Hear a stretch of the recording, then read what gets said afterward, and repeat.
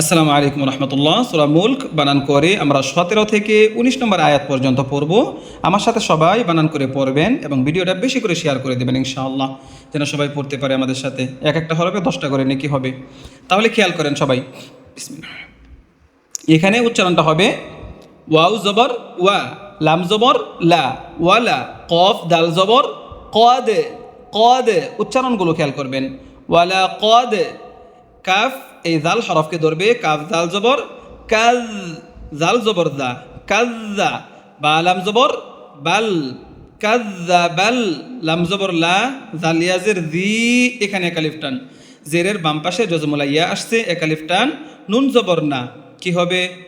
ওয়ালাকাদ কাযযাবাল্লাযীনা, এই যে লাযী কিন্তু একালিফ টান। আবার ওয়ালাকাদ কাযযাবাল্লাযীনা। এখন এখানে মিম নুন জের মিং, এখানে একটা গুন্না মোটা হবে, ইকফার গুন্না, যেহেতু কফ আসছে, কফ মোটা হরফ। মিং কফ, এই বা হরফকে ধরবে কলকলা সহিত, কফ বা জবর কবে, কবে। লামজের লি, হামিম জের হিম, মিং কবে লি হিম। উচ্চারণটা কেমন হবে? মিং গুন্না হবে, মিং কবে লি হিম। তাহলে এখান থেকে وَلَقَدْ كَذَّبَ الَّذِينَ مِن قَبْلِهِمْ। ফা জবর ফা, কাফিয়া জবর কাই, ফা কাই, ফা জবর ফা, ফা কাই ফা। এখানে কাফ আলিফ জবর কা, এক আলিফ টান। জবরের বাম পাশে কি আসছে? খালি আলিফ আসছে, মাশাআল্লাহ। হ্যাঁ, তাহলে এখানে কি করতে হবে? এক আলিফ টানিয়ে পড়তে হবে। কা, নুন জবর না, ফা কাইফা কানা। আবার নুন জবর না, কাফিয়াজের কি, নাকি, রজের রি, নাকিরি। এখন যেহেতু এখানে কি আসছে? ওয়াকফ, এখন কি হবে? নাকির। উচ্চারণটা নাকির। তাহলে এখান থেকে ওয়ালাকাদ কাযযাবাল্লাযীনা মিন ক্বাবলিহিম ফাকাইফা কানা নাকির। এই পর্যন্ত আবার খেয়াল করেন, ভালো করে খেয়াল করেন, আমার সাথে সবাই বলবেন। ওয়ালাকাদ কাযযাবাল্লাযীনা মিন ক্বাবলিহিম ফাকাইফা কানা নাকির।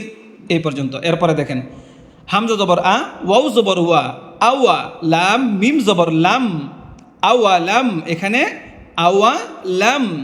ইয়া জবর ইয়া, র এই ওয়াও হরফকে ধরবে, র ওয়াও জবর রাও, ইয়া রাও, আওয়ালাম ইয়ারাউ। উচ্চারণটা কেমন হবে? আওয়ালাম ইয়ারাউ। এরপরে হামজার নিচে জের, কি হবে? হামজা জের ই, লাম এই ত হরফকে ধরবে, লাম ত জবর লাও, লাও, কলকলা হবে না যেহেতু তাসদিদ আসছে। তাহলে কি হবে? হামজাদের ই, লাম ত জবর লাও, ই লাও ত, এই ইয়া হরফকে ধরবে, ত ইয়া জবর তই। উচ্চারণটা ভালো করে খেয়াল করবেন। তই, রজের রি, ইলা তৈরি, ইলা তৈরি। ত মোটা হবে। এরপরে ফা ওয়াও জবর ফাউ, কফ জবর ক, ফাউ ক, হামিম পেশ হুম, ফাউ ক হুম, ফাউ ক হুম। তাহলে এখান থেকে টান দেন। আওয়ালাম ইয়ারাউ ইলা তৈরি ফাওকাহুম। বুঝতে পারছেন? এরপরে এখন এখানে একটা বোঝার বিষয় আছে। সদের উপরে কি আছে? খাড়া জবর। এখন ইয়ার উপরে কি আছে? মোটা চিহ্ন। তাহলে এখানে মোটা চিহ্ন থাকলে 4 আলিফ টান দিয়া এই ফা হরফকে ধরবে। তাহলে সদ ফা খাড়া জবর সফ। খেয়াল করছেন? টান হবে কিন্তু 4 আলিফ। আবার সদ ফা খাড়া জবর সফ, ফা খাড়া জবর ফা, এক আলিফ টান, সফা। সদ কিন্তু 4 আলিফ টান দিয়া ফার মধ্যে দইরা ফা, এক আলিফ টান। তাহলে তা ওয়াও 2 জের তিউ, তিউ। এখানে যেহেতু তার নিচে 2 জের, তা ওয়াও 2 জের তিউ। তাহলে কি হবে? ফাওকাহুম সফাতিউ। ওয়াও জবর ওয়া, ইয়া কফ জবর ইয়া ক, এই যে কলকলা, এখানে কি আসছে? কলকলা আসছে।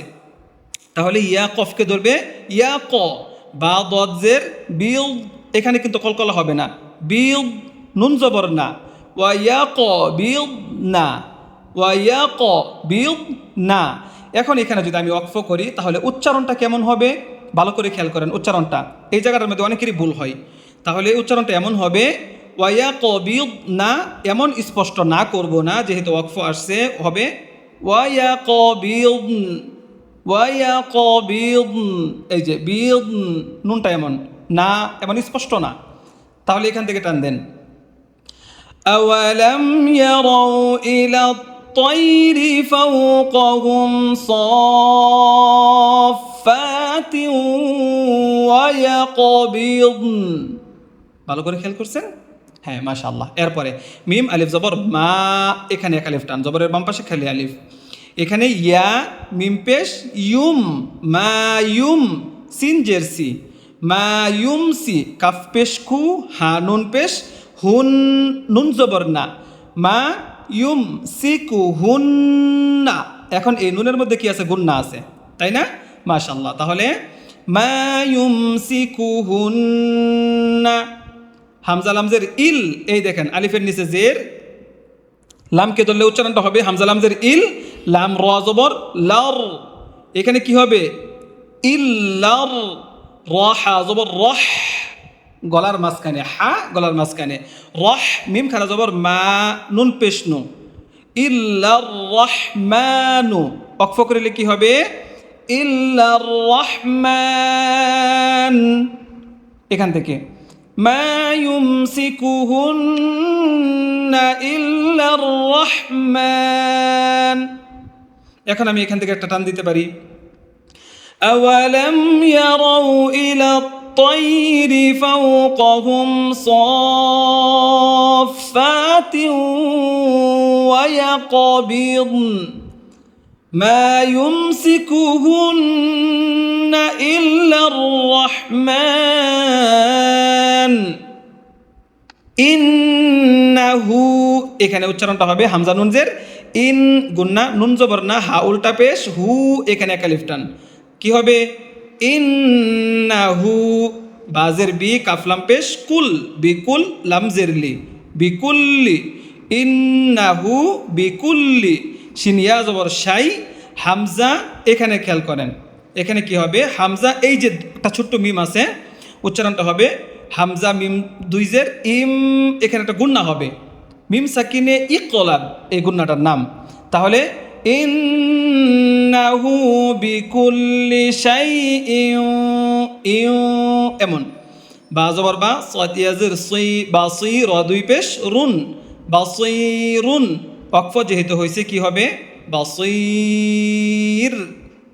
তাহলে এখান থেকে পড়েন, ইন্নাহু বিকুল্লি শাইইন বাসির। এখন আমরা শুরু থেকে একটা টান দিব এই পর্যন্ত, ঠিক আছে? ভালো করে খেয়াল করেন, আমার সাথে বলেন সবাই,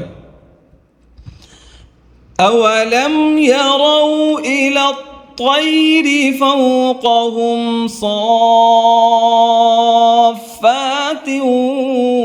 ويقبضن। এখানে কিন্তু ভালো করে খেয়াল করেন এই জায়গাটা। আবার 17 থেকে 17 নম্বর আয়াত থেকে ধরেন, وَلَقَدْ كَذَّبَ الَّذِينَ مِنْ قَبْلِهِمْ فَكَيْفَ كَانَ نَكِيرِ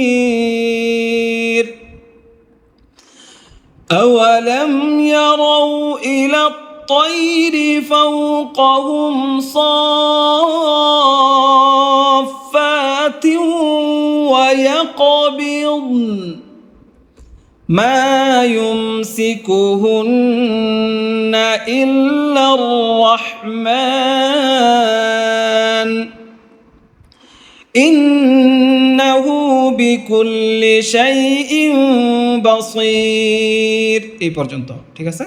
তাহলে ভিডিওটা সবাই শেয়ার করে দেবেন ইনশাআল্লাহ। অসংখ্য ধন্যবাদ।